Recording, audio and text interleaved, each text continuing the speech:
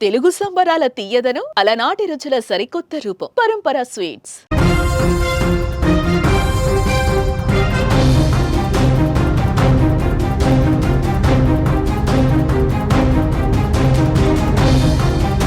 విశాఖలో గర్భిణీ హత్య వెనుక సంచలన నిజాలు బయటకొస్తున్నాయి. ఓ కసాయిని నమ్మి అనూష బంగారం లాంటి జీవితాన్ని నాశనం చేసుకుంది. ప్రేమ పేరుతో దగ్గరై పెళ్లి చేసుకున్న జ్ఞానేశ్వర్ నిజ స్వరూపాన్ని అర్థం చేసుకోలేక అనూష దారుణ హత్యకు గురైంది. వేరువేరు కులాలకు చెందిన వీరిద్దరూ 2022లో ప్రేమించి పెళ్లి చేసుకున్నారు. మధురవాడలోని అపార్ట్మెంట్లో నివసిస్తున్నారు. జ్ఞానేశ్వర్ స్కౌట్స్ అండ్ గైడ్స్ స్కూళ్లలో ట్రైనింగ్ ఇస్తూ ఉంటాడు.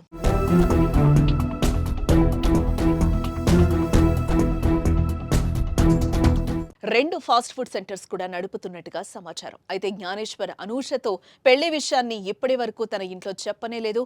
అనూషకు తన అమ్మా నాన్నను పరిచయమూ లేదు. దువాడకు చెందిన జ్ఞానేశ్వర్ ఏదో ఉద్యోగం చేస్తున్నట్టు వారిని నమ్మించి మధురవాడలో అనూషతో ఉంటున్నాడు. ఈ క్రమంలోనే నమ్మి వచ్చిన అనూషను వదిలించుకోవాలని కొన్ని రోజులుగా భావిస్తున్నాడు. ఓసారి తనకు క్యాన్సర్ వచ్చిందని విడాకులు తీసుకుని వేరే పెళ్లి చేసుకోవాలని భార్యను మోసగించే ప్రయత్నం చేశాడు. కానీ అందుకు ఆమె ఒప్పుకోలేదు.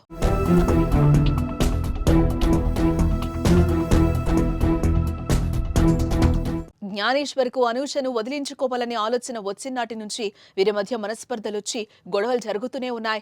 2-3 రోజుల్లో అనూషకు ప్రసవం జరగాల్సిందే. అందుకోసం ఆసుపత్రికి తోడు తీసుకెళ్లేందుకు అమ్మమ్మను 2 రోజుల క్రితం వారింటికి పిలిపించింది. ఆదివారం రాత్రి భర్తతో కలిసే పడుకుంది. ఇదే అదనుగా భావించిన జ్ఞానేశ్వర్ సోమవారం తెల్లవారుజామున నిద్రలో ఉన్న భార్యను పీకనులిమి హత్య చేశాడు. ఉదయమైనా మనవరాలు ఉలుకు పలుకు లేకుండా ఉండడంతో అమ్మమ్మ కంగారు పడి జ్ఞానేశ్వర్ను పిలవగా ఏం తెలియనట్టు నటించి ఆసుపత్రికి తరలించాడు. కానీ అప్పటికే ఆమె చనిపోయింది. అయితే అతడిపై అనుమానంతో పోలీసులు విచారించగా చేసిన దారుణం చెప్పాడు. ఇంటికి ఆలస్యంగా వస్తూ ఉండడంతో తనను అనూష అనుమానించి మానసికంగా హింసించిందని విసుగు చెంది గొంతు నులిమి హత్య చేసినట్టుగా అంగీకరించాడు.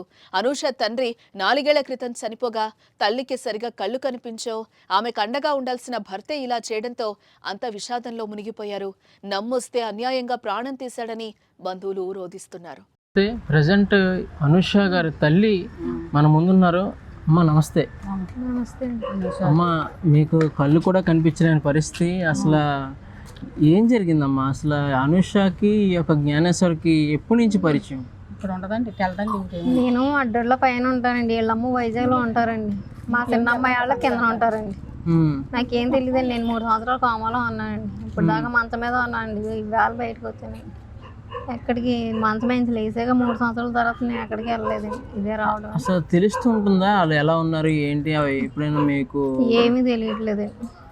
వాళ్ళు ఎలా ఉన్నారు ఏంటి అసలు ఏమి తెలియదండి. ఆ చిన్న పాప వాళ్ళ కింద ఉంటున్నారు కానీ ఎక్కడికి వెళ్తున్నారో ఎక్కడ ఉంటున్నారో కూడా తెలియదండి. అనూష యొక్క బాగోగాలని ఎవరు చూసేవారండి?